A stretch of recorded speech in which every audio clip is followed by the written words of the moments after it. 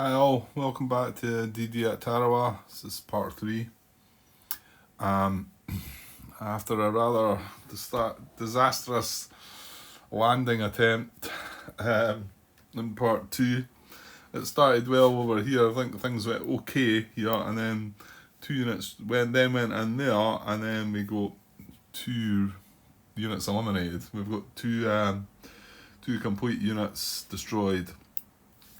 Okay, so we just need to get on with it and then make the best we can from this. So yeah, I was, when I looked, thinking that the event phase was going to do nothing, but however in this game it does do something in the first. You know what, it's quite possible Pello does this as well. I don't think Omaha does anything like that. I think it just, you skip it on the first turn. So again, just following along with this flip book. So turn 1, you do not draw a card for the event. You conduct the event, add depth to 2 Japanese units. Well, that's the event you actually carry out. So, which, is it not there on the list then?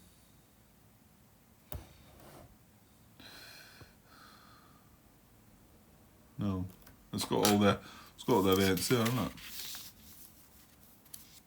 Anyway, we're going to add depth to 2 Japanese units, okay? Yeah, basically, there's no description of that in the rulebook either. There's all the event descriptions, and there's not one there that says add depth. But you just take that from the actual rules. We seem to remember it being rule 9.2, is it? 9 something. I think they're quite the same. Yeah, 9.2, there it is there in the rulebook. But there's a section in this flip chart bit which I've just left sort of at the side there that kind of adds this, and it's also got a bit here about US communication.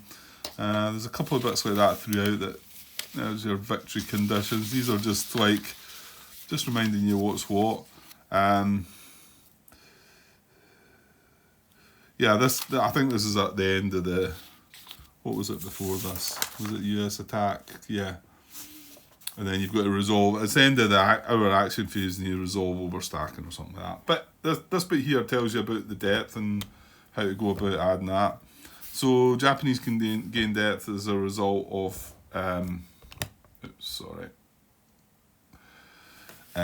result of event, unsuccessful attack, and resupply action. Draw from appropriate depth pool, marker pool.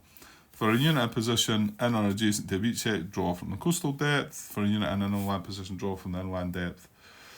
If a depth pool is empty when a marker is called for, take a depth marker from the other pool. Right, we already added one to the unit that we were close combat in, wasn't it? So you place a depth marker beneath the Japanese unit without a depth marker and unrevealed. I mean, that time we placed it there in the close combat. I did say it was placed revealed, but normally they would be placed unrevealed. So how to choose? So we've got to pick 2 here for this event. So we choose the Japanese unit closest in hexes to US unit, and then if there's 2 that are equidistant, you choose the unit in or adjacent to a beach hex. Then in an inland, if more than one depth for A or B. Position with lowest ID, position with lowest letter.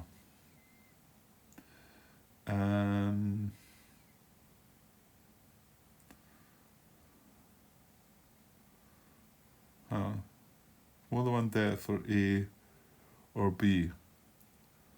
What am I missing there?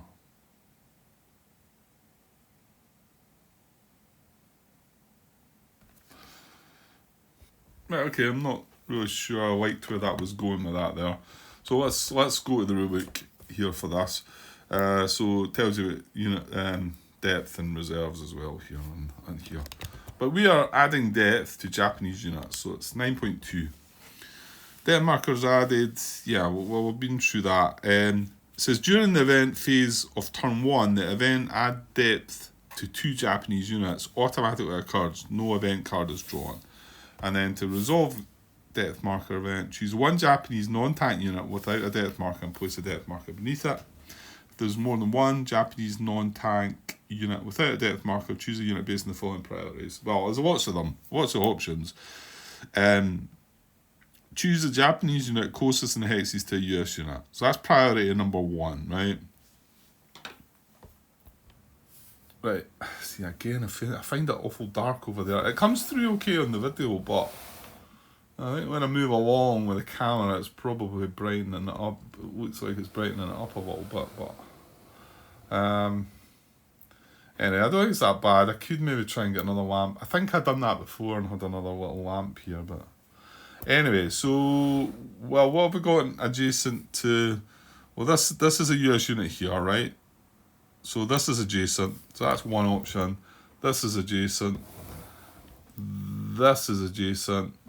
And this is adjacent, and this is adjacent. So you can see we've got 1, 2, 3, 4. We've got 5 possible options there, haven't we? So if 2 or more are equidistant, choose a unit in a position in or adjacent to a beach hex before choosing a unit in an inland position.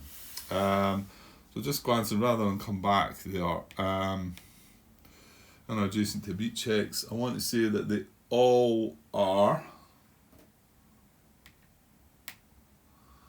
Yeah, every one of the options is in or adjacent to a beach hex. Well, they're all adjacent to a beach hex. So that's 1, 2, 3, 4, 5. So we've not broke that down any. So we need to go to priority 3. If there's more than one eligible unit in a given position type, place the depth marker in the position with the lowest ID number. And then if 2 or more...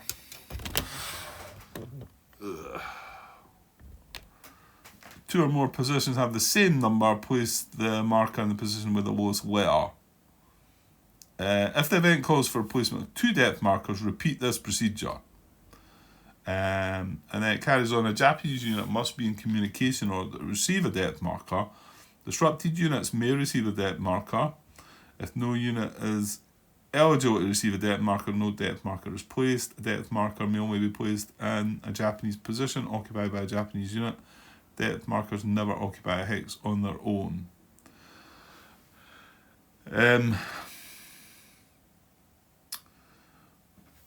Yeah, and then it carries on with some other stuff. Well, this probably tells you it places it face down. Placing depth markers, upon selecting a Japanese unit to receive a depth marker, randomly draw a depth marker from an appropriate depth pool and place it beneath it unrevealed. Okay, so the one that we done was revealed. There was a special case when it was in Ghost Combat. And then, again, you're drawing the coastal ones for the ones adjacent to beach hexes, in or adjacent to beach hexes, and inland ones for the inland. Right, so we're looking for lowest, is it lowest letter first? No, lowest ID number, and then a lowest letter, okay? Right, so I'm not keyed up. This looks like there's A's along this side. So this one is F1. So we're looking for the lowest letter. So they're both F's. That's an F as well. And if it came down to it, this is F1. So he would get it before that. However, this is E, and it's E1. So he's winning so far. I guess as the letters are going this way. So that's going to be a D. So it looks like it's going to be that one. So let me check again. Place the depth marker in the position with the lowest... Oh, sorry, no, it's not. It's ID number first, and then letter. Yeah, I did just read that as well. Yeah, so it's number first, and then letter. Well, that tells me it's going to be E1, I think. I'm just wrecking everything here. Right, I'm forgetting we've got stuff in landing boxes here. Right, I'm just moving the camera about everywhere. So, yeah, this was F1. So this is the lowest number. However, this is E1. So this one is actually going to be the winner. Well, for the first one, and then, well, to be honest, the second one's going to go to F1, isn't it? Yeah, that's F7, that was F3, F1, E1, and that was D5, so... And that's all 5 of them, isn't it? 1, 2, 3, 4, 5, yeah. So we're going to get the first one for E1, which is a coastal. So I'll grab coastal depth marker there. Trying carefully not to flip it over. And this is going to go underneath E1. And then when we go to resolve our second one, they get resolved separately. We're now looking for the lowest number again. And of course, F1 here, it would be next in the line. So another coastal depth marker for that. Okay. Alright, so that's that. Right, so that was the event phase. Now we go into the good old not Japanese fire phase. So the actions don't begin until start. Right, let's try that one again. The action checks don't begin until turn 3, and that'll be the first one there. We don't know what it is yet. The first 4 were random. We know this one's the eye, but these 4 were randomised. And then you've got artillery fire checks, and then disruption removal. Okay, and then we're going to draw a card and see what all gets hit. Okay, so again, I'll follow along with the chart. I know that bit that bit about the depth just kind of threw me there, but we'll stick with us for now, because it should be an easy way of doing it, rather than me putting my head in the rule book. This should guide me through it a bit easier. So okay, so I can see turn 3, 5, 7 and 9 we would flip over one of the action chits, and then turn 11 we flip over the eye chit. But we're not there yet, we're on turn 1. So we're going to draw a fire card and conduct Japanese fire / actions against US units. Well, we are just going to be using the fire. The actions, there's not going to be any letters involved here until we get to turn 3. And then we check for actions. We check every occupied position, every unoccupied position when 2 hexes of a US unit and Japanese communication. Well, that's not going to apply until we get some letters as well, isn't it? Because we're just doing fire at the moment. And then the order is position on card leftmost first, then for that colour, position from west to east. Now west to east, west is out to the right here, isn't it? So we're going to go right to left. Is there not a compass here somewhere? Yeah, there is a compass, yeah. So west is to the right, and that's how we've done our landing as well. So we're going to look at the leftmost letter colour first, and then for that colour letter, we're going to go from the right to the left of the map. And then for fire actions, we're going to remember, attempt to hit as many US units as possible. Leaders are hit last. Disrupted position cannot fire. Remember, a position group is considered a single position, i.e. if one hex is occupied, the group is considered occupied. Yes. Okay. Garrisons. Okay. Right, and there's some of the there's some of the results. Let's say we're not going to get the lettered actions anyway. That's tank stuff, isn't it? Yeah, I'm just going to look at the charts anyway. Well, that first bit is for tanks. These are for coastal positions. These are for inland positions. But because, again, like I say, we're not using any of the letters, we're just going to be using the colours to see what's happening at first. Yeah, and the only symbols we really need to look for at first are the armour symbol and the leader symbol. They do apply. So you've just got basic fire. They might hit armour, they might hit leaders. And it shows it up there in the first 3 boxes. And then when we get to turn 3, then a letter will be involved, and we'll use that as well as the other things. Right, let's just draw a card and see what we get. And we're going to go, on the card. Yeah, let's just draw a card. We're going to start across this side though, so zoom out and we'll draw the card and see what we get. So this is for the Japanese fire.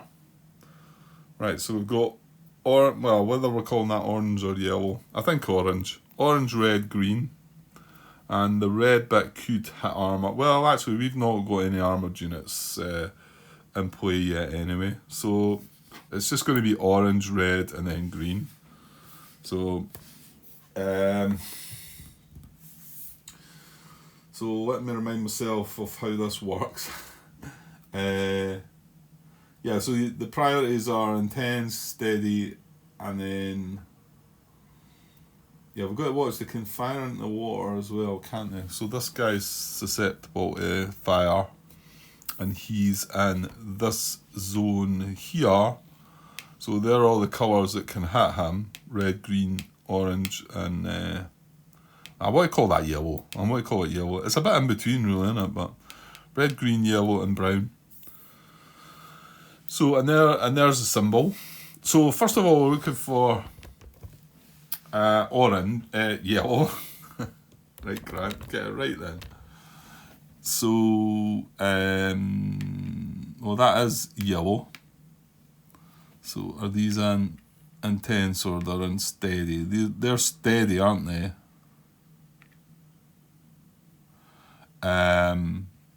So they're in steady yellow. That looks like that's in steady yellow as well, which is rather annoying. We've got a diamond. This is in purple and blue. I'm just looking for anything that's in intense. That's in blue. Right, actually none of our units are in intense fields of fire. And this one's classed as, I think this is steady fire as well, and at the water. Yeah, steady fire, includes the water hexes. Yeah, okay.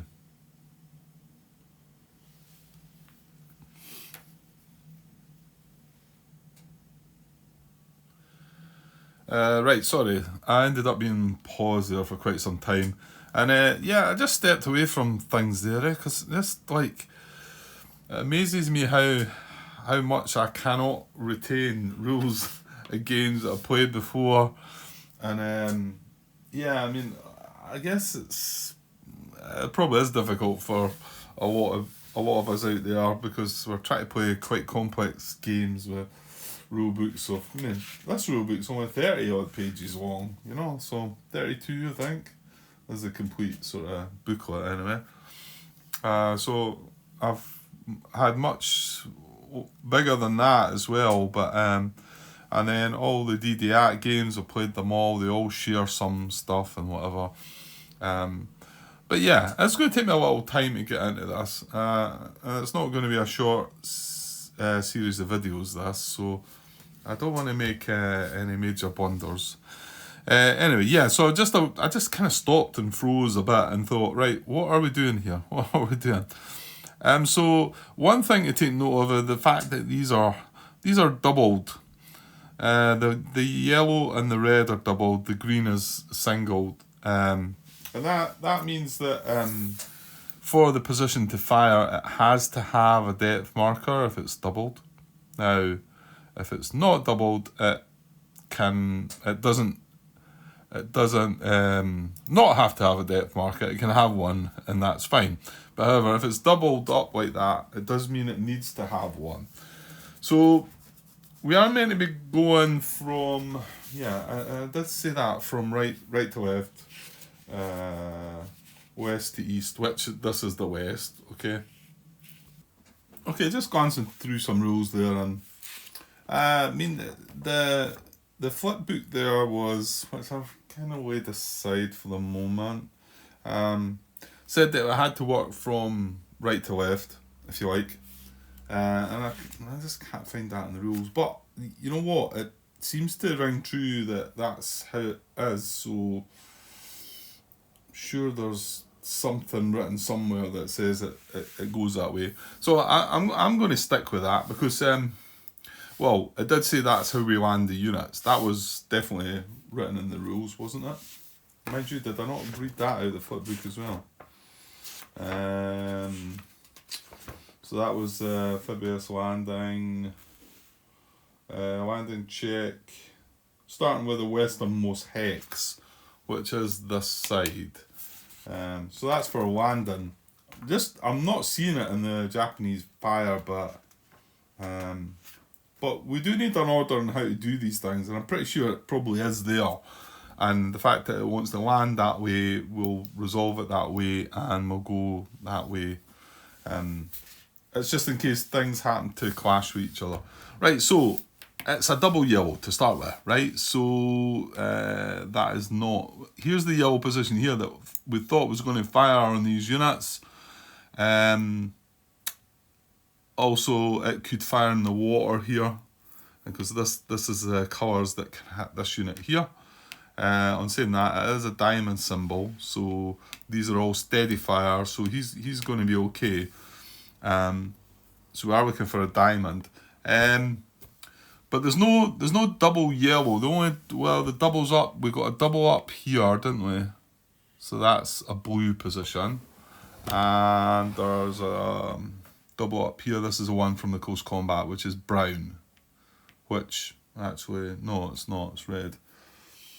Yeah, so we've got a double yellow and a double red actually. So just looking, because we've not got many depth units. Now hang on, what about the tanks? No, well they're all disrupted anyway. They will lose their disruption, possibly. Well that's green, yes he will. That's purple, he will not. Because purple's not on the card, and that is brown, so it will not. So that one will lose its disruption. That's something you do at the end. So yeah, there is only 3 with depth, and that's blue. So there's no double yellow and there's no double red that can fire at us. So in actual fact, we're only looking at green now. So is there any green fire? Well, that's sitting in yellow, and that's sitting in yellow. That is sitting in green, and it's a diamond. Damn. Right, okay, so that's going to take a hit, I think. Well, hang on though. What about this guy? He's yellow. It's a bit hard to see that one, because of the palm trees. So just yellow fire from there. But again, because it's not doubled, that's fine. So that is green. That's going to take a hit. It's in steady green from this position. Yeah, he's going to take a hit. And not only that, just again was checking things. It's an unrevealed position, so I'm pretty sure we get disrupted as well.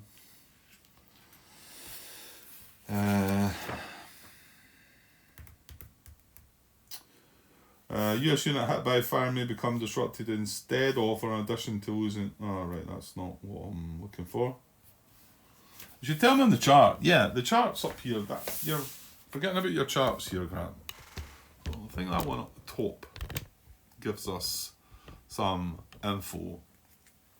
Oops. Damn. Right. So, I mean, obviously our priority is intense fire. I think I looked already. Nobody's sitting in intense, but we're still going to find if it was an intense and it needed a double yellow and it was only a single yellow without a depth marker, it wouldn't trigger it anyway. And then steady fire, the priority 2 is that, but it also includes the water, so anything that's in the water. And then, but you can see here, a machine gun fire. This is when you've got the M. I think we need the M letter out first for that to happen. So we're only really looking at these 2. However, we can hit armour. The armour symbol is on a double red here, but we don't have any tanks anyway. And then the other one is the possibility of hitting leaders, but we don't have any leaders in the game yet either, and there's no star symbol either. So, but a fire by revealed position, if it was intense fire, it's units of every type and target symbol lose a step, so it doesn't matter about the symbol. If it's just steady fire, or if it's in the water, it's non-armoured units with the target symbol would lose a step. However, fire by unrevealed position, US units of every type and target symbol lose a step and are disrupted. That's if it's intense. But the one we're dealing with just now is steady fire. Non-armoured US units with the target symbol lose a step. On land, the unit is also disrupted. So if they were in the water, they would just take the hit. They wouldn't be disrupted. However, if they're on land, they're going to also be disrupted. So that's kind of bad. So this guy takes a step loss and become... Ooh, that's a bit of a disrupted marker that's not very... That's peeling apart. I'll put that one away. Yeah, some of these chips, they weren't the best quality, really. They're a bit thin. Not the best, but things have improved since that. I mean, whether the new version of the game might have them a bit better. Right, and then what I like to do, it doesn't really matter just now, but just to get in the habit of it, to say that's taking a hit, because I'm right in thinking that we can at the moment only take one hit. I think I'll come across the rule anyway, and I'm pretty sure it can't. I mean, it's not going to get fired up by anything else, but I like to get in the habit of doing that, right? So, yeah, we're only looking for green, aren't we? Because the others, we've worked it out that the others don't work. And this guy hang on, what about the guy? The guy in the water's a circle. We need to be sorry, he is getting fired up from the green position. Well, in saying that, actually, or is there another green position that could be considered firing? That's blue. No, I think this green position in here, I'm not quite sure how it all gets worked out. It looks like it's coming from this coastal position. And what I mean by that is, if this was a diamond, then that would only be able to hit one of these. Is that not right? Yeah, let's try to catch up on all the stuff that's involved in these games. Right, so you've got 6.34. A given US unit may not lose more than one step in a single Japanese fire phase, even if hit by fire from multiple Japanese positions. And there's an exception to that, which is 13.2M. Oh, let's see, that's one of the lettered actions. The M one, what is it? Oh, it's a tank. It's a multiple fire from a tank. So does that go throughout? I thought maybe... Yeah, see, there are some differences between all three of the games. You know, Omaha, Tarawa, and Pelulu.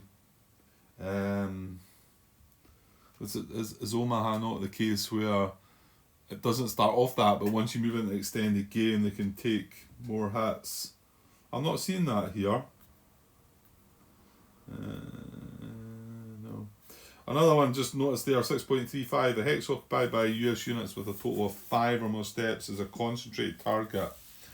So that means that if there is 5 or more steps, then they're considered to have the target symbol, I think. A position card on the fire card includes an armor symbol. They receive the armor hit bonus. I'm just trying to see.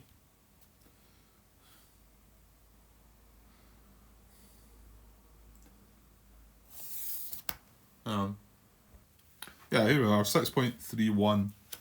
I should probably show these, but I don't know. I'm going to try and make this game move a bit better. The last game I was sort of learning it as I was playing, but although I feel like I'm relearning this game. On page 11, 6.31, hit limits of Japanese positions. In a single fire, Japanese position or position group may hit a number of US units, up to the number of non-destructed Japanese units and depth markers in the position or position group. For example, a lone unit in a position may hit just one US unit in a single turn, while a position group with 2 unit markers and 1 depth marker may hit up to 3 US units. If the number of US units eligible to be hit exceeds this limit, select the units to take hits in the following priority order, and it gives you the priority, intense, steady, etc. So what was firing green here? So you can see that its position group, you could see if I was like, had the camera over it. It's this position here, and you can see it's a position group. It's got 2 positions. If there was another unit in here and a depth marker, shall we say, then this position could fire 3. It could fire at 3 things. This can, because there's only 1, it can only fire at 1. So it could fire at that, and let's just say this had a diamond symbol, so it could fire at that or that. It couldn't do both, and its priority would be, well, none of these are intense. They're both steady. Units in steady hexes with steady fire dots, including water hexes. So that is still part of priority 2. And then if you need to select from among these, you select the US unit with the most steps, then the unit closer to the fire position, and then if a choice still remains, you choose which unit receives these hits. So if, this, in this case, well, that was 4 steps, this was only 3 steps, we would prioritise this. This would need to be a diamond, like I say. If they both had the same amount of steps, we would choose the closest, so it would be this one that would take the hit.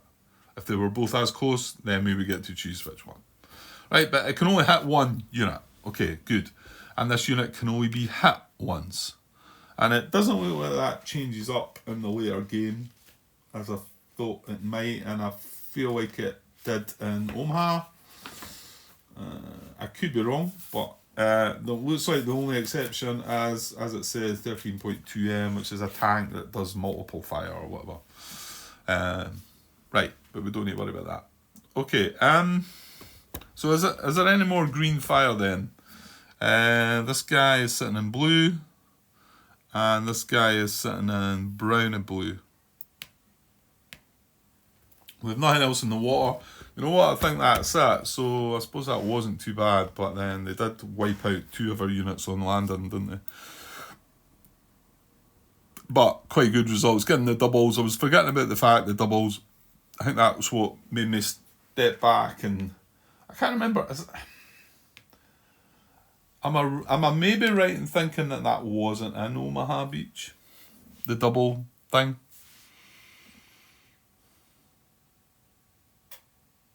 I get the feeling this was a new thing. This was something that that wasn't in Omaha, but I could be wrong. I just get the feeling it was just the colours and the symbols and letters. You didn't have the whole depth thing. I might be wrong. Right, so that's the fire phase finish. Now we would then move on to artillery fire. However, that doesn't start till turn 2. I want to say there might have been some artillery stuff down here. Yeah, that card that's in the discard pile up there, you can see it says 5 of any. Now we start with, I always remember when I watched Kurt's playthrough of this a long time ago. Probably one of the very first videos I watched, war game videos I watched. Liked his style, didn't like the way he messed about with his counters though. I always thought it was awful messy. I'm tidy, I like to keep things tidy, and he just threw things about. I was like, oh no, come on Kurt, sort that out. But yeah, it was good fun to watch. I thought he'd done his videos pretty well. I did make quite a few mistakes and whatever, but he was having fun, and it was good to watch. And I went back and watched his videos quite a few times, I think. Because they all help when you want to go and play these games, I think, even if some things can end up being done wrong and that, you need to check up. It depends how, not everybody wants to play these games like I do, like, don't break any rules, no rules must be broken, everyone's got to be perfect.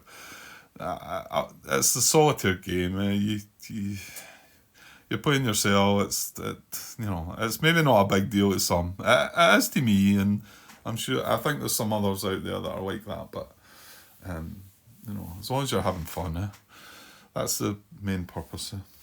Okay. How did I get sidetracked onto that? I don't know. I'm not sure.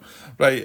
So I think that card's done with. So that goes up on the track as a Japanese fire card, and you leave that there just in case I want to say there might be some other reasons.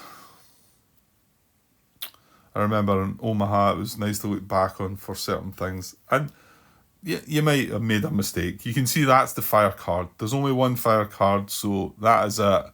And if you happen to look back and think, well, there you go. Right away, I've forgot about the last part of this. And maybe that's why, I don't know, I felt like the flipbook just went all off on one there. Yeah, well, I mean, step 2, it says artillery fire, and then step 3, remove disruption. I guess the whole fire part, kind of just, I thought, it just felt like it was more complex than need be. So, yeah, we're not having artillery fire, but however, disruption, remove disruption markers from any Japanese position whose colour appears on the fire card. Now, this doesn't have to be a double, it just needs to be the colour. So, we're looking for yellow, red, or green. And I want to say this tank is green, so he's becoming undisrupted. Yeah, I'll just leave some of these disruption markers at the side, I think. This was purple, so it's staying down, and this was brown, it's staying down.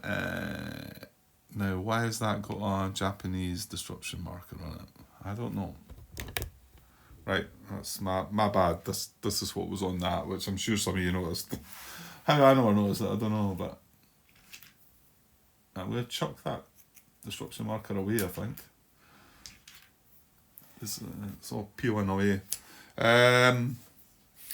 So yeah, so that should be like that. How did they get disrupted then?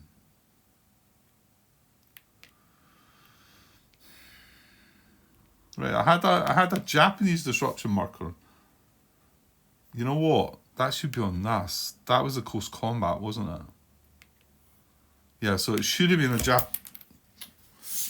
a Japanese disruption marker, but I must have placed it on that instead of this. God knows why. It's not that. Well, they're close together, I suppose. So that is brown. We didn't have brown on the card, did we? No. Yellow, red, and green, Grant. And there's only 3 left that are disrupted. Okay, that's undisrupted. That's fine. Right. Okay, the next phases would be the event, second event, but you skip that on turn 1 to 10. And then the US Engineering HQ event, you skip that on 1 to 10 as well. And now we move into our US action phase, where we can move, we can attack, we can barrage, we can close combat. So one thing I want to look at is close combat to start with. Get the feeling that you can just dive in and close combat in this game. I would say it's maybe Pellew that they changed that, where the unit had to be revealed, but I'm going to, I think I'll just double check on that right away to start with. Same rules will apply. You can barrage and close combat, but you won't be able to attack in close combat, I think. Conduct close combat. I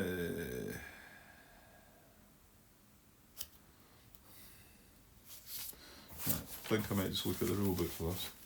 Right, so we are moving into US action phase, and we can, well, I'll move back to this flowchart. It kind of shows you the way, you know, rather, I'm not going to find this sequence in the rulebook, you know. Well, not without, you know, we're kind of more in a sort of rule state, whereas this is set out to kind of look better and help you through things. Some of the bits I wasn't finding very well laid out. That was the only thing. Where's close combat? US combat actions. No, it's not that. Right.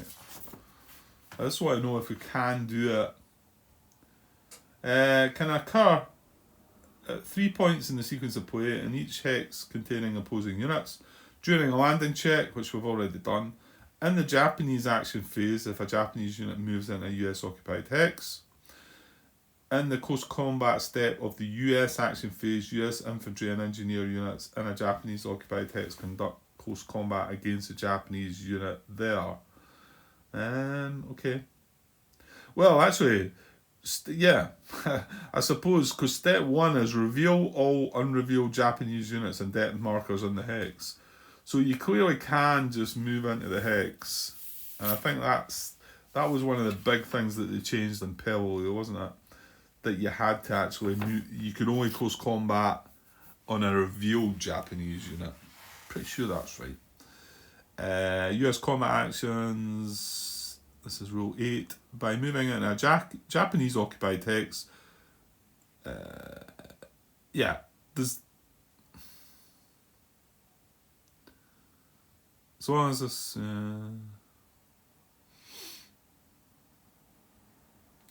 Following conditions. Yeah, there's no mention of the unit having to be revealed. So if I want to use one of my actions right now to move these 2 engineer units and close combat, move into there and close combat, that I can do so, I believe. Okay, right. So we've got 3 actions. We've got 3 action markers. But then you've also got HQs and heroes. I mean, we do have a hero. Is that the same then? The hero can give that unit a free action. Only that unit. It'll tell us here. Yeah. Free move actions. Well, actually, it's just calling them free move actions. I mean, I would imagine I can have free combat actions as well. So I would have thought they'd be the same. You know what? They're exactly the same as what is written there. So, free move actions, free combat actions.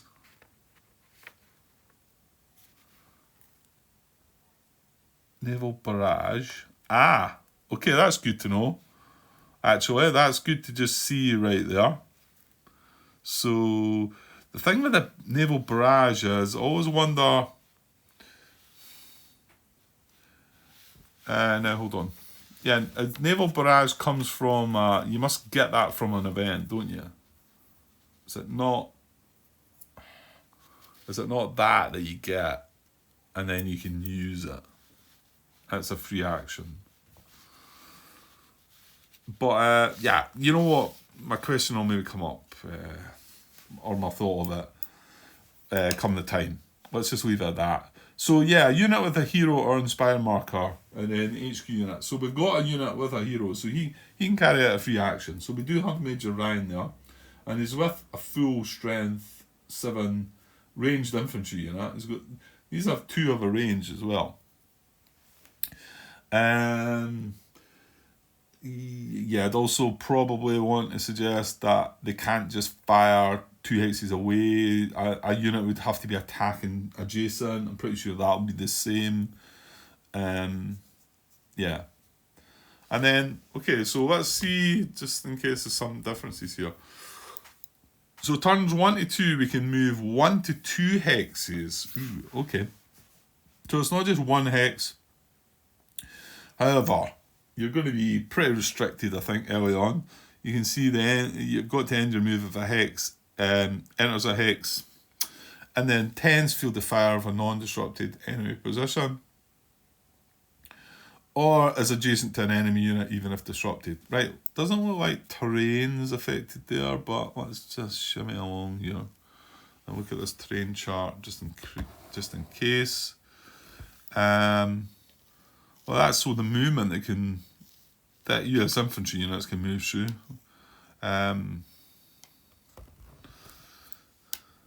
Yeah, it doesn't seem to be any issues with any terrain as in moving through. Well, let's just see. I mean, we're not going to be able to do that. Well, actually, maybe. I was going to say maybe, but this unit's disrupted, so maybe not. I was just thinking, oh no, hang on, that's intense green and that's firing. I was thinking it's firing from there, but this is a position group that's joined together and that can fire now. So we couldn't. Well, it's disrupted anyway. I can't see any positions right now where we could move 2 hexes because we'd either be moving adjacent or be moving into.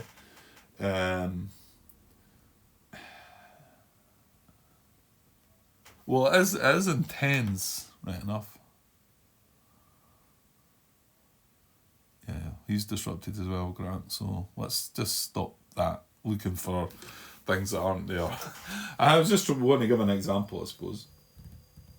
Okay, let's try and get this turn finished. We're at 45 minutes, and it will just finish once we've carried out this action phase, probably. So, well, there's a free action, and it's the only action possible for a disrupted unit, and that is, to remove disruption. So I like to do this to start with, so I'm just going to do that. He's had and take this disruption off, because there's nothing else these guys can do. Take the disruption off. And I'm angling them to say that I can't do anything with it. I can't give them a paid action, I can't give them a free action. That's a free action, that's what I'm done. So we've got these two engineer units here. We've got Major Ryan there. So I'm pretty sure he's going to do something. Oh man, it's all engineer units that we've got, isn't it? That's just, it wasn't kind to us, was it? Of course, I mean, the other thing we can do is try and attack. We don't know what these are. We don't know what we're going to get. See, the interesting thing about that, these have a flamethrower. It gives you an extra card in close combat. But this has got depth, which I'm not so keen about close combat in. This one might be tempting, maybe. And if I give an action, as long as you do the same thing, this would only cost me one action to say, right, these two are going to go in close combat, or these two are going to attack. If I wanted to move one of them one way and one of them another way, that would be two separate actions. I would need two actions to do that. Again, these are all things off my head from before, but I'm pretty sure that's right, you know. And you've got infiltration moves as well. You got to remember. Yeah, and that's when you're moving from a hex adjacent to and in the field of fire of a non-disrupted position, Japanese position, to another hex in the same position. So if I was moving from this steady blue into that, it's also got steady blue, then these would attempt to infiltrate. That would be an infiltration move, and they could fire at me with infiltration fire, which is draw a card, and I don't know if it's the colour. I think it's the symbol on the units. But the fact we're moving two, you've got a diamond and a triangle. So, you know, it's not what I'm going to do, but I'm just trying to sort of show what things can happen.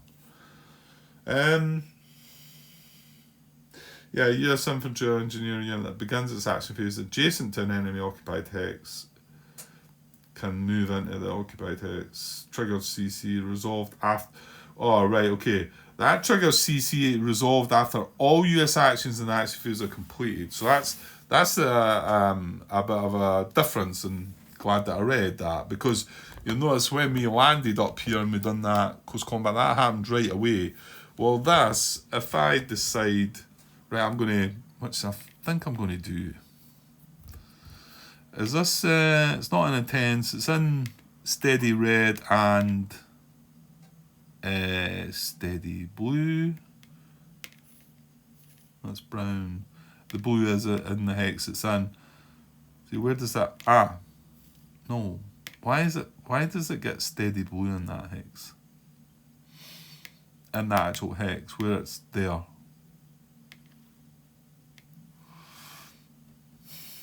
Not quite sure I understand that. Is that a possible glitch? Let me see, there was some map corrections. I think I've seen these before though, but and there's probably some other ones out there that fire into their own head. Yeah, see, that's, well, that this one's a bit different, because it's got a steady blue symbol in there, but this is blue linked to blue, so a unit could fire from here and here. But with this one, I don't know why there's, what hex's number is that? Yeah, they're quite small, 1118. No. There's some map corrections, but it doesn't really talk about that. So I don't know if it's a glitch or not.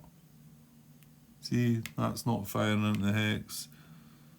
That is getting brown fire into the hex, fair enough, but this is a 3 position sort of group thing. So I'm not sure.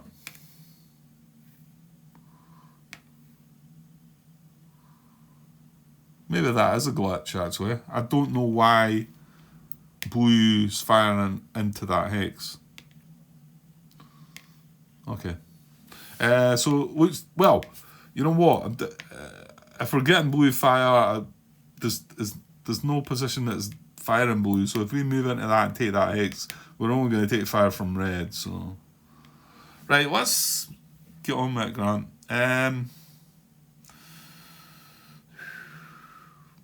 Well, the other things I want to be, you know what? Why don't you just go and I'm not so sure about close combat in this one, but these engineers have got a flamethrower there. I've got a flamethrower up there. We could move in this position, and then the hero could have a go. This has got depth, but we could have an attacker. Maybe that's what I need to have a little look at, is just the whole attack procedure. Right, so one big thing to consider over close combat with just normal combat is the terrain.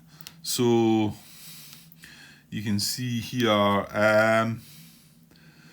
this is got some errata. So this is only if you're firing from range and you're firing through a hex that's got palm trees, that you would get half the strength of US infantry, right? So that's only, it's not if you're firing into a hex with palm trees or if you're firing out of a hex with palm trees. It's the intervening hex. If it's got palm trees, it halves your strength. Makes some sense. This is a building, unit strength doubled, depth is not. Fortified building, unit and depth strength is doubled. Rough crater, unit strength doubled, depth is not. Seawall, hex side, unit strength doubled, depth is not, with a wee note on a 3. Japanese defensive benefits for being attacked across the hex side apply only if all adjacent attacking US units are attacking through such hex sides. Yeah, so that's why because that's a hex side where these are all hexes. Yeah.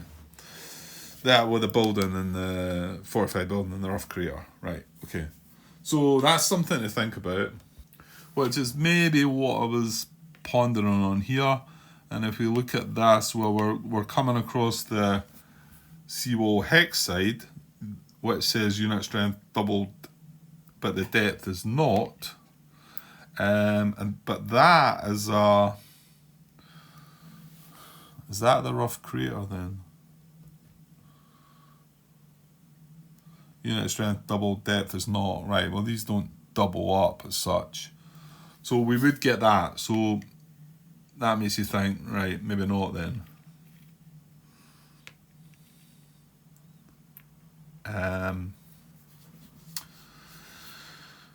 And if we're going to get Major Ryan to maybe make an attack on this, it looks like we're coming across the sea hex side as well. So that unit strength is going to be doubled. The depth is not. We will be attacking with 7 with all the weapons that a normal infantry unit carries, and we'll get a wild card weapon or a +1 probably. Going by the previous game, something along the lines.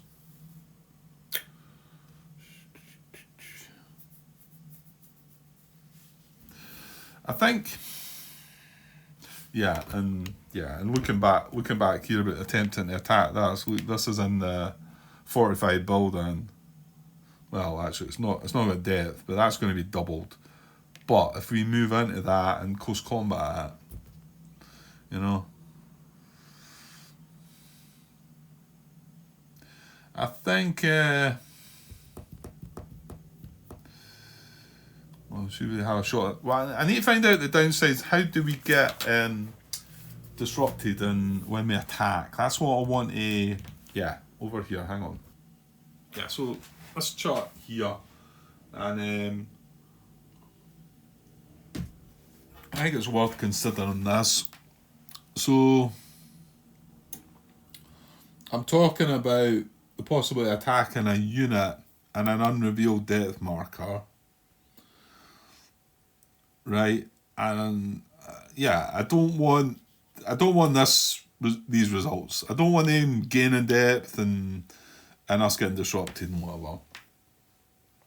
So we would with the two engineers, we would attack him at only it's only 4 strength, isn't it? Try it. Kind of feels better to go in close combat again with them. So if I have 4 strength, the unit's going to be doubled. I reckon there are 1s, 2. You know what? Yeah, I don't know. 1s, 2s. I think that's a silly attack, to be honest. I don't even think I need to look at this to work out that that's a daft attack.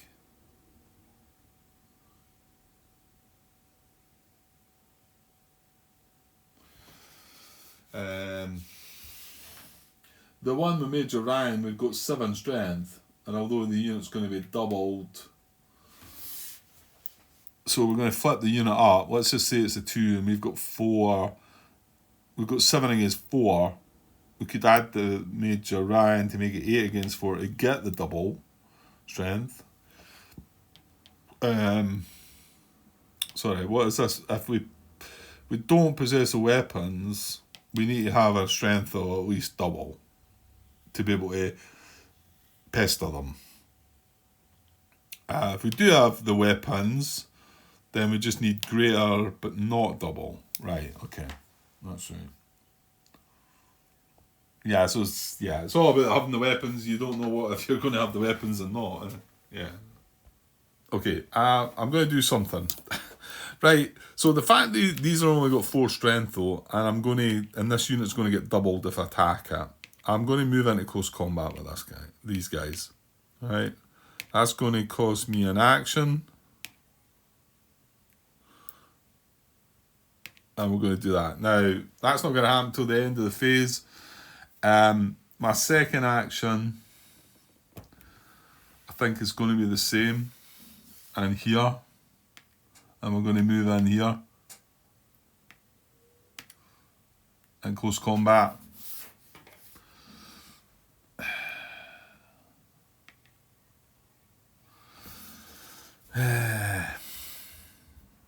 And then the third action.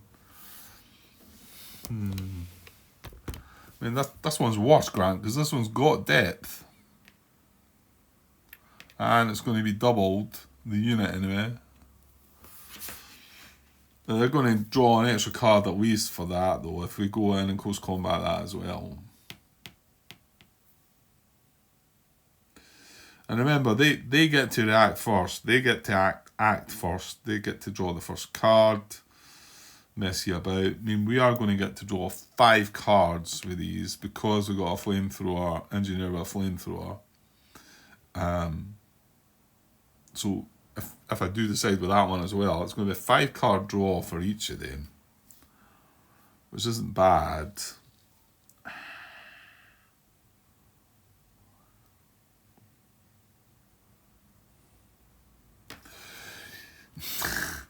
Yeah, let's just do it.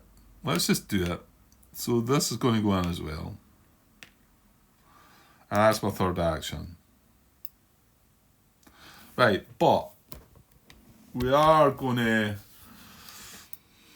I think, have an attack on this.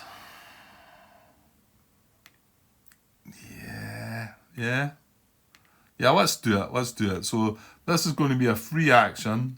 I'm going to tilt that. If I've got action markers on them, I don't need to tilt them. I've obviously clearly used them for an action.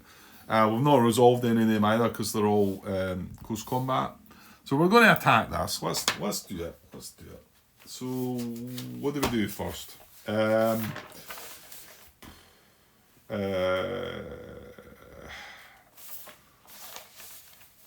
Right, that's all barrage stuff. So resolve attack.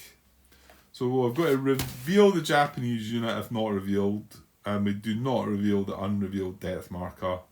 Immediate defeat. If no depth and Japanese strength is 0, Japanese unit is defeated. There you go. That's what I was looking for earlier on. But that was with normal combat and not close combat. So there you go. So I did have something on it there. And then we check the weapons. We can optionally use a wild card for the hero. We're not allowed to use flanking or close combat. Add up total strength. We could use the hero for +1 strength. Check the US attack table and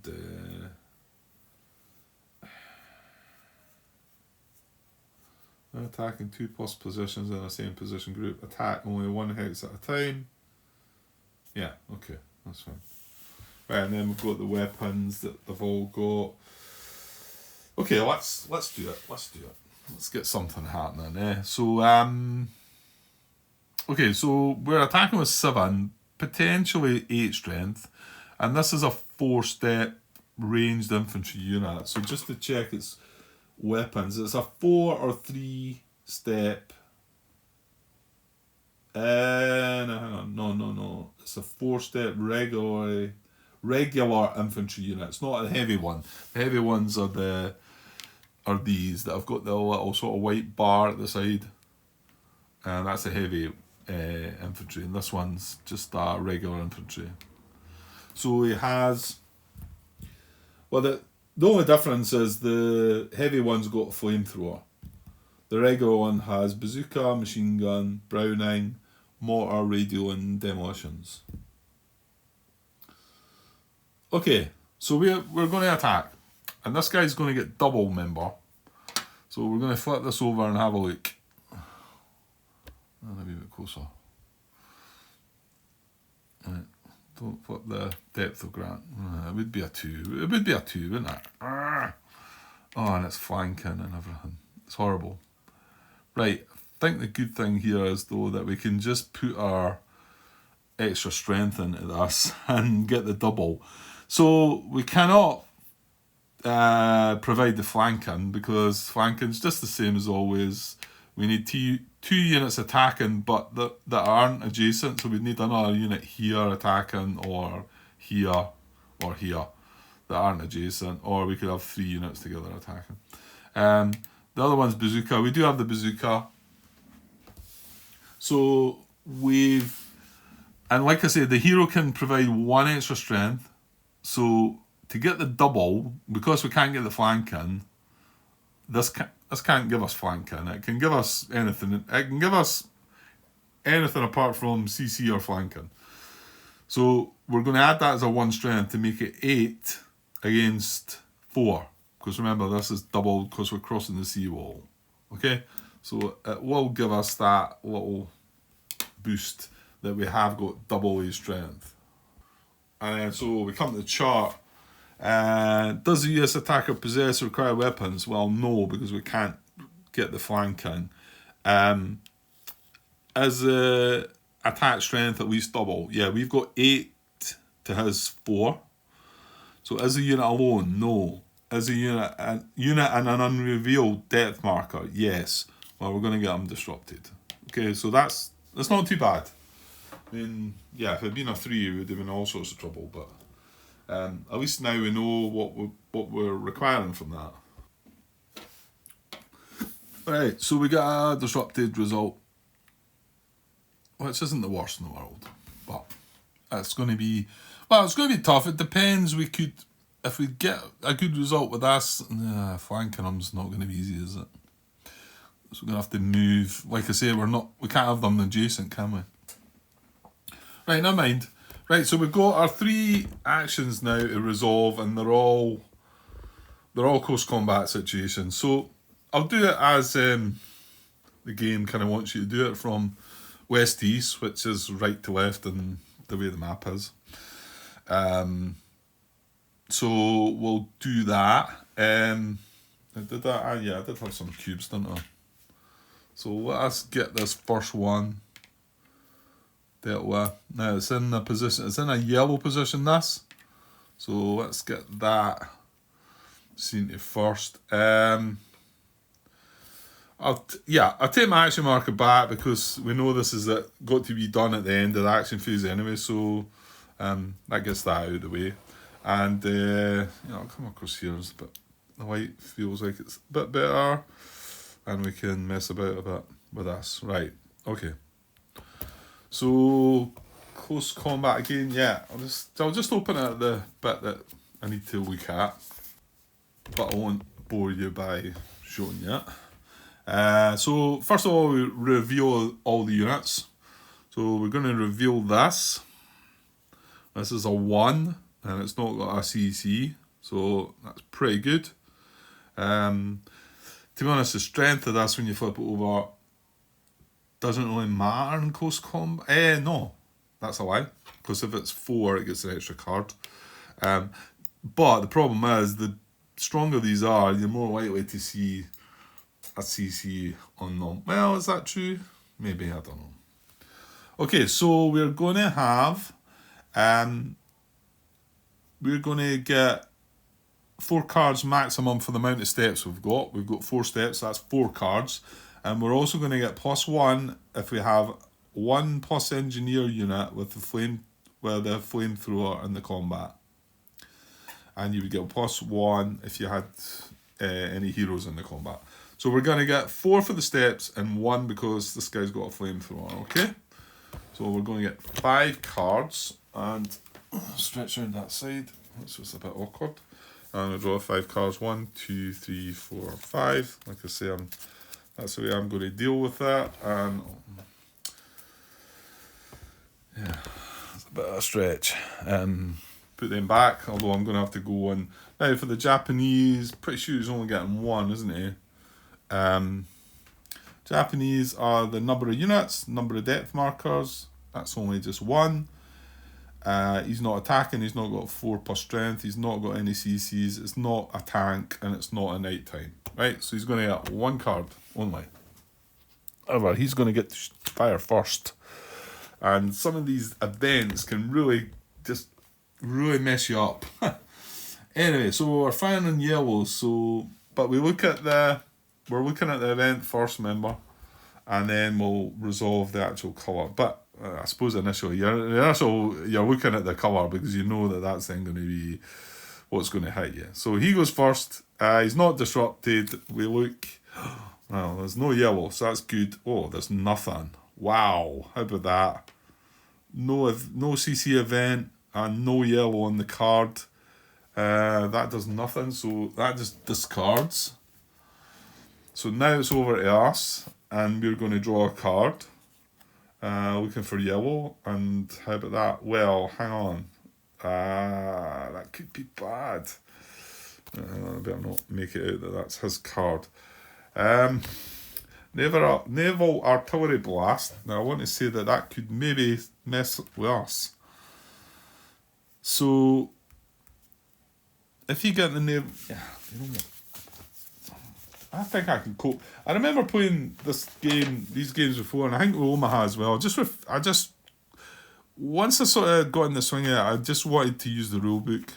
The flip charts they're good to keep you cycling along, but I always feel like I want to look at the rule book when it's talking, when I know where to go and look for it. So, what is that? Naval Artillery Blast. Oh, hang on, that's a CC event. Sorry, I'm looking at events. So I'm not looking at it. If I just kept looking at the flip book, it would have told me probably, because it has them all there. Where are we?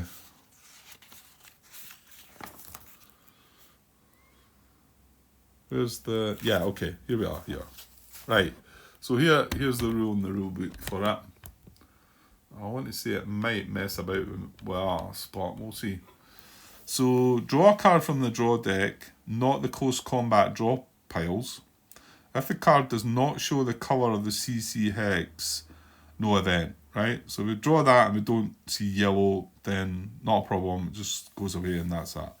If the card shows the colour of the CC hex, which is yellow, and the target symbol for any US unit in the close combat, well, we've got a circle and a diamond. We remove one step from that unit. Your choice if more than one unit has the same symbol. If no US units in the close combat have the target symbol shown on the card, eliminate the depth marker from the Japanese force in the close combat. If no depth marker, eliminate the Japanese unit. So it's turned out to be a bad event for us because we know we're hitting the guy with just the basic yellow on the card for the fire. So, but that's what happens. Right, so I'm going to draw a card, and we just like to not see it being yellow. Right, it is yellow and it's a triangle. Oh, we've got lucky. Look. So it is yellow, but however, it's a triangle. We've got a diamond and a circle. It does not hit us. That means it does hit him.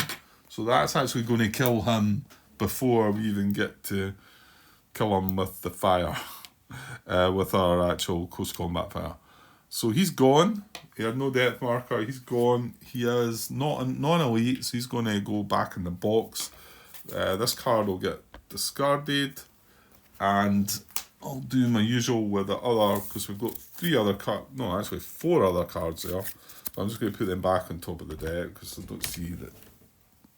I say it. I get the feeling it's written somewhere that, but I could well be wrong. Right, so now I'm going to put these guys back in the hex that they were, and of course they are going to be disrupted. That's the downside to the close combat. Right, so that's the guys back in the hex. They are disrupted.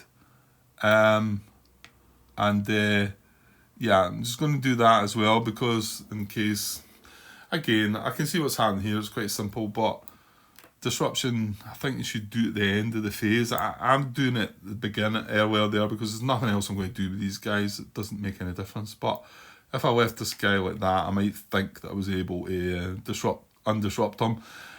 I want to say that's why they have the different colours on these disruptions, so that you put this on to show that it had been disrupted this turn rather than last turn, but I don't mess with that. I just like to do it that way. Oh yeah. Right, so moving along to the next one. This is the one with the depth marker, so we need a bit better luck. Well, I say better luck, that was pretty good. So we need some more luck like that for this one. So again, this is where the combat's going to be. It's in blue this time, and I'll take the action marker away and set things up. Right, okay, so tougher challenge this time because we know they're definitely going to get 2 cards this time, remember. There's a better chance their strength might reach 4. There's a better chance there might be a CC in there. And not only that, if we want to eliminate the whole thing, we've got to hit this first, then hit this. So, okay, so again, we're going to get 5 cards because we've got a flamethrower engineer again. So I'm going to get them down first. 1, 2, 3, 4, 5. It should be 1, 2, 3, 4, 5. Right. So I've got my 5 cards. Actually, I should have revealed them first, but that's not going to change the fact that we're going to have 5 cards. So let's see what the unit is. That was a bad start, but seeing the CC at least lets you know that, you know what, I would have needed to close combat them anyway. However, that's now 3 cards at least they're going to get. At least. Right, and if this is a 2, we're still 2 with a CC in it. Right, okay. I think that's going to be beneficial to us then. In some ways, it's going to bring a reinforcement, but now I need to find the rule for this. I want to say that, the top of my head, this is going to go away. We're going to resolve this close combat like this wasn't here, so it's not going to benefit from the +1. I'll double check this, and then after the close combat, we're going to resolve this event, because this is an event, and it'll place a reinforcement in the nearest position hex to where we are, or something like that.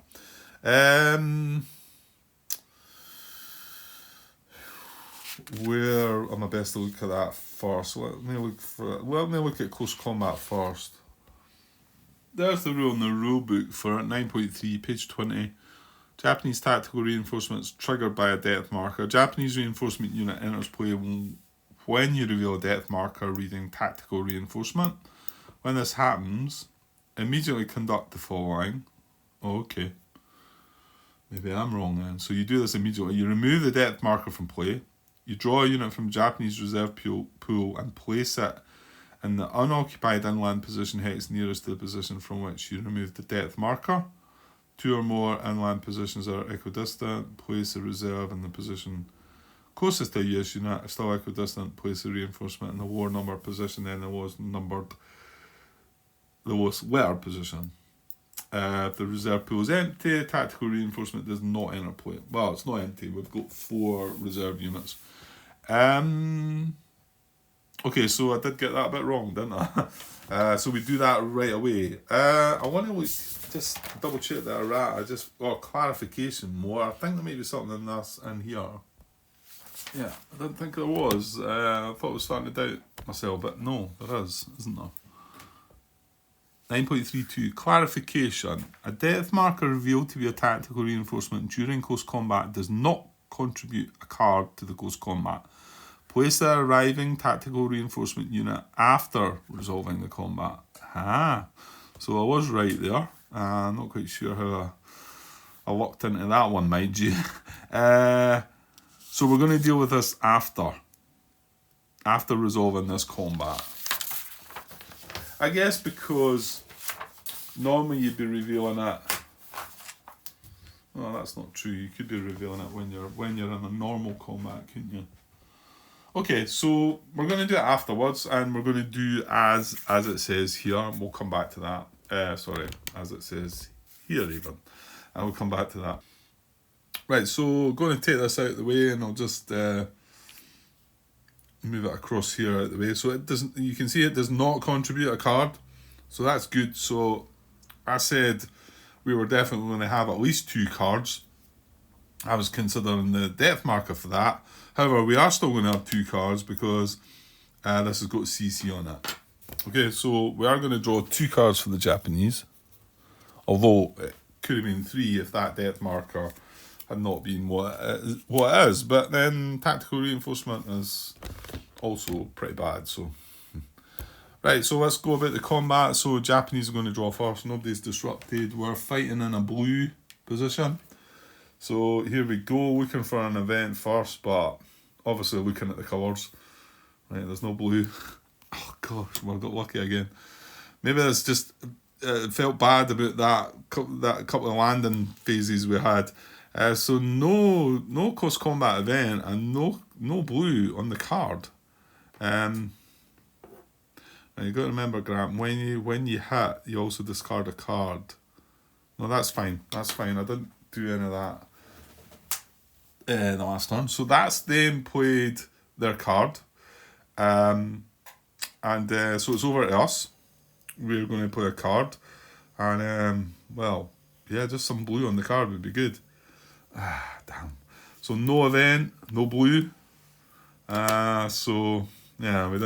didn't take advantage there then. So nothing doing. So that's back to the end. They've still got 1 card left. So here we go. Right, they've got blue. Oh, no. Right, so reinforce. So they get... Right, don't look in the rulebook for this, Grant, because this is the one that was errated. Actually, it was errated, and I feel like they must... Well, I think they must have changed it again. Well, maybe not, because... In the rulebook, it does say treat the card as no event and no hit. Well, hang on, Grant. That's only if the US draw it. This is not the US that have drawn it, so forget about that. So it does work the same as it does in the rulebook for this. So add a card to the Japanese card pile, and if the participating Japanese unit has no depth marker, draw and place the depth marker revealed. Ouch. So that's just brutal. So they're going to get another card. Right, but we're not finishing resolving that one yet.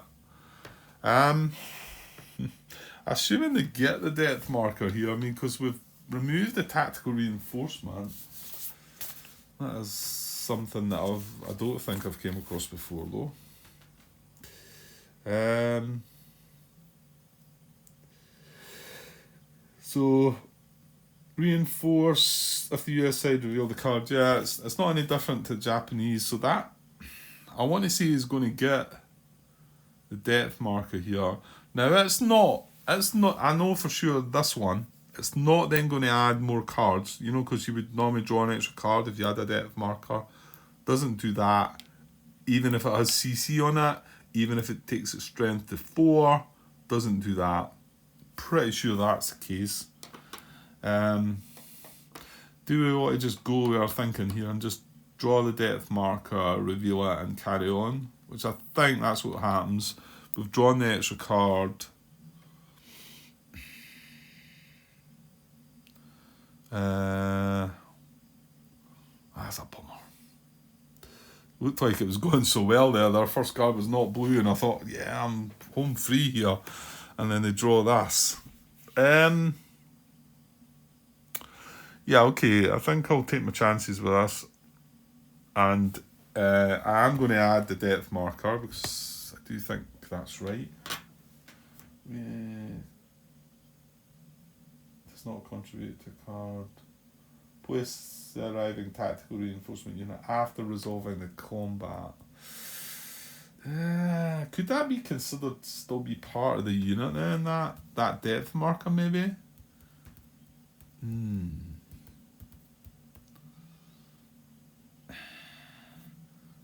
What does it say? Because it's just the way it words it there, maybe. I mean, I don't know. I'm maybe trying to find myself a hole to get out of here. A depth marker revealed to be a tactical reinforcement during close combat does not contribute a card to the close combat. Place the arriving tactical reinforcement unit after resolving the combat. So it's kind of as... Whoops. It's kind of as if this is still here, but... yeah, I think I'm trying to find something that's not there. I'm trying to suggest that this has already got a depth marker. Which, if this was the case, it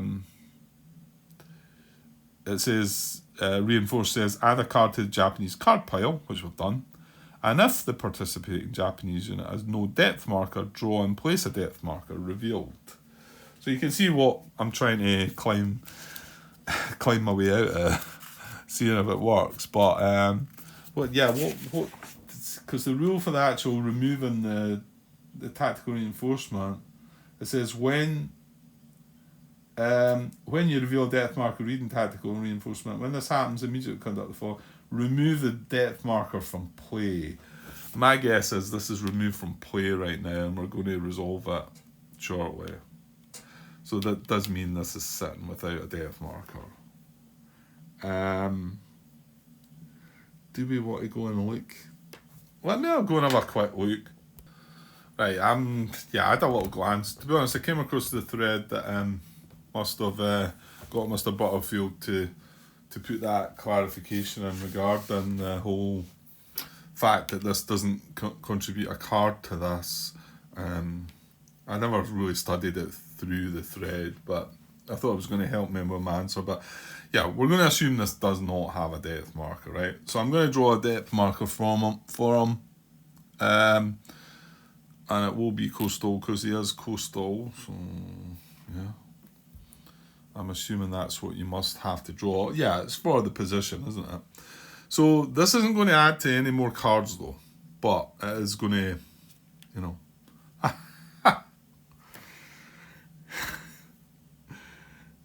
Right then, now I don't know what to do. And it's not that I've drawn it from somewhere else. There's the other one there.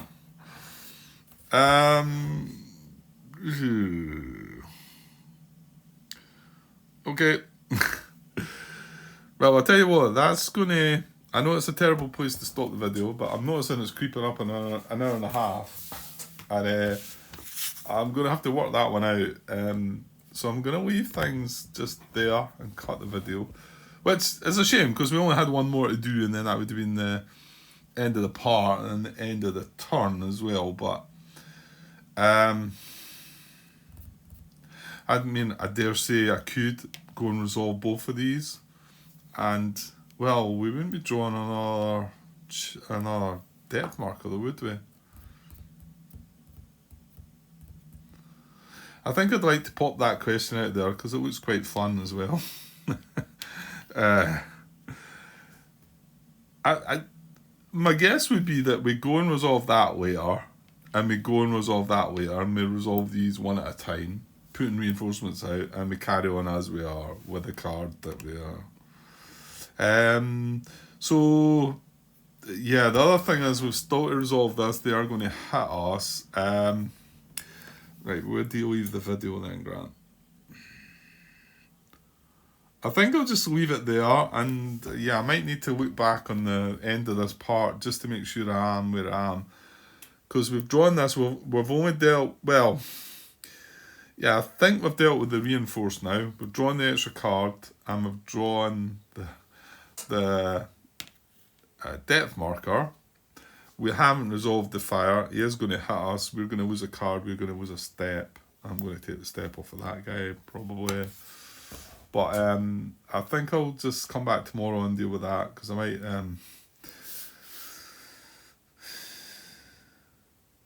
yeah, I don't know if it needs a question or not. I think this is going to set aside and do it as well. But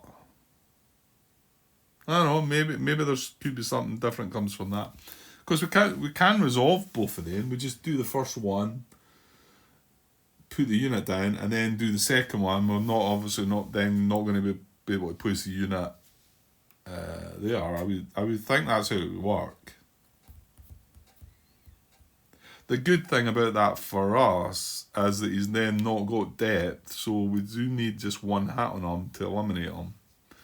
Notice he's elite though. Now this is in close combat. Is it not? Does that not still eliminate them completely in close combat? I can't remember. I'll look into that as well. Right, I will just shut this off. Battery's running out, the night's running out, and it's almost an hour and a half. So we'll come back to this in the morning.